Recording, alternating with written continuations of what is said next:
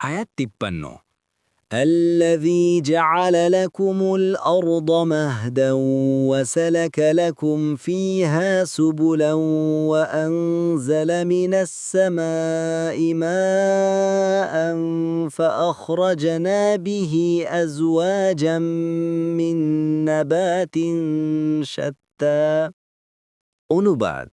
যিনি তোমাদের জন্য জমিনকে করেছেন বিছানা এবং তাতে করে দিয়েছেন তোমাদের জন্য চলার পথ আর তিনি আকাশ থেকে পানি বর্ষণ করেন অতঃপর তা দিয়ে আমরা বিভিন্ন প্রকারের উদ্ভিদ উৎপন্ন করি ১ নম্বর ফুটনোট এটি মুসা আলাইহিসসালামের ভাষণেরই বাকি অংশ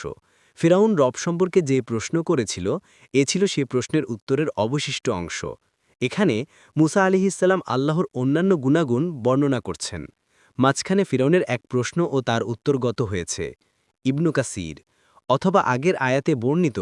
আমার রব তিনি যিনি ভুলেন না এখানে যে রবের কথা বলেছেন সে রবের পরিচয় দিচ্ছেন ফাতহুল কাদির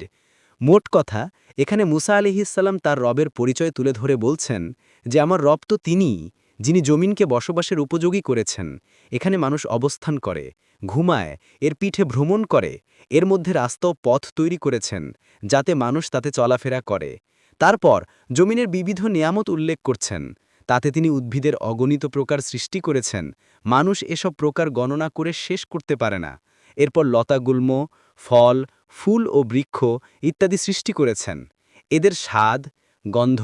রূপ বিভিন্ন প্রকার এসব বিভিন্ন প্রকার উদ্ভিদ মানুষ এবং তাদের পালিত জন্তু এবং বন্য জন্তুদের খোরাক অথবা ভেষজ হয়ে থাকে এদের কাঠ গৃহ নির্মাণে এবং গৃহে ব্যবহার উপযোগী হাজারো রকমের আসবাবপত্র নির্মাণে ব্যবহৃত হয় দেখুন ইবনে কাসির